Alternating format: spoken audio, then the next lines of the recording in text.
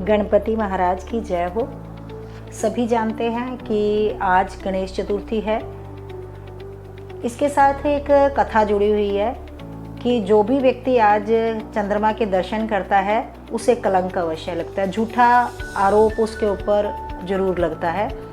वैसे तो आज बादलों वाला दिन है, बारिश हो रही है, चंद्रमा के दर्शन नहीं हो रहे, पर फिर भी अगर कहीं ऐसा हो कि चंद्रमा दिखाई दे तो आज चंद्रमा के दर्शन से बचना चाहिए। और अगर हो भी जाए चंद्रमा के दर्शन तो गणेश जी की कथा कह देनी चाहिए, गणेश जी का नाम ले लेना चाहिए। इसके साथ जो कथा है वो ये है कि जब गणेश जी को ये हाथी का मुंह लगाया गया था तो उनके रूप को देखकर चंद्रमा मन मन हंस रहे थे। उनको अपने रूप सौंदर्य पर बहुत अभिमान था। तो गणेश जी को जब ये बात पता लग गई तो उन्होंने चंद्रमा को शाप दे दिया कि आपको अपने रूप पर इतना घमंड है तो आप काले हो जाओ। जब चंद्रमा को अपनी गलती का एहसास हुआ तो उन्होंने क्षमा मांगी और विशाल हृदयी गणेश जी ने उन्हें क्षमा किया और कहा कि अब तुम्हारा रूप जो है वह 15 दिन घटेगा और 15 दिन बढ़ेगा। तो ऐसी कुछ कथाएं हैं। आप गूगल पे जाके चंद्रमा के दर्शन क्यों नहीं करने चाहिए इस और डिटेल से जान सकते हैं। दूसरी बात जो मैं लेके आई हूँ, जो गणेश स्थापना जो है वो 27 तारीख को होगी।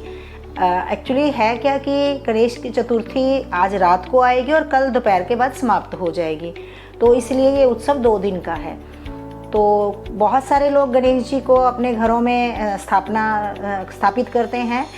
तो उनसे मैं विनती करती हूँ, हाथ जोड़कर प्रार्थना करती हूँ कि प्लास्टर ऑफ पेरिस के या किसी भी ऐसी वस्तु के गणेश जी ना बिठाएं जिनसे हमारा वातावरण दूषित हो या हमारी नदियों का पानी दूषित हो। आप कोशिश करना कि आप मिट्टी के गणेश जी बिठाएं, अपने घर में स्थापित करें और 1 दिन, 3 दिन, 5 दिन, 7 दिन, जैसी आपकी इच्छा हो उतने दिन उनकी परिवार सहित पूजा करें और उन्हें फिर बाद में विसर्जित कर दें। मिट्टी से पानी दूषित नहीं होगा।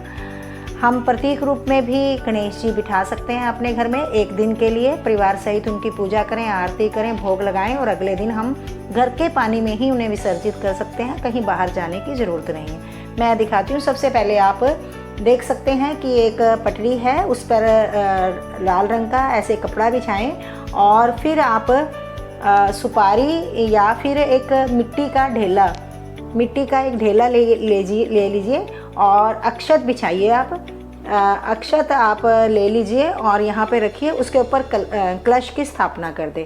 और फिर जो ये मिट्टी का ढेला हमने लिया है, हम उस पर ऐसे मोली लपेटेंगे,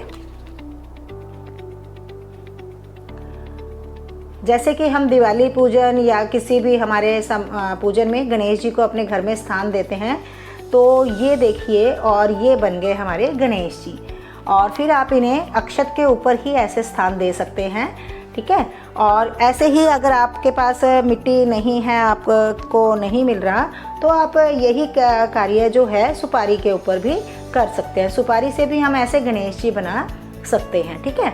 तो फिर हम सुपारी का ऐसे लपेट कर और ये गणेश जी का रूप हो जाता है, इसे हम रख सकते हैं। अब हमने करना क्या है, इन्हीं गणेश जी को ऐसा मानना है, इनका आह्वान करना है, अपने घर में इन्हें बुलाना है और चंदन, पुष्प, धूप, दीप से इनकी पूजा करनी है। परिवार सहित बैठें, इनकी आरती करें, इन्हें 56 प्रकार का भोग लगाएं। कुछ और नहीं है तो मोदक का भोग लगा सकते हैं, मोदक इनका बहुत प्रिय भोग है। तो उसके बाद आपकी जैसी इच्छा हो, 1 दिन, 3 दिन और या 5 दिन या 7 दिन या फिर चतुर्दशी के दिन आप अपने देखिए। अब ये गणेश जी हैं हमारे, है ना, ये मिट्टी से बने हुए हैं। तो हम चाहें तो इनको अपने घर के पानी में ही विसर्जित करके गमले में डाल सकते हैं। इससे किसी भी प्रकार का कोई दोष नहीं लगता। ऐसा हम कर सकते हैं, ये शास्त्र अनुमत है।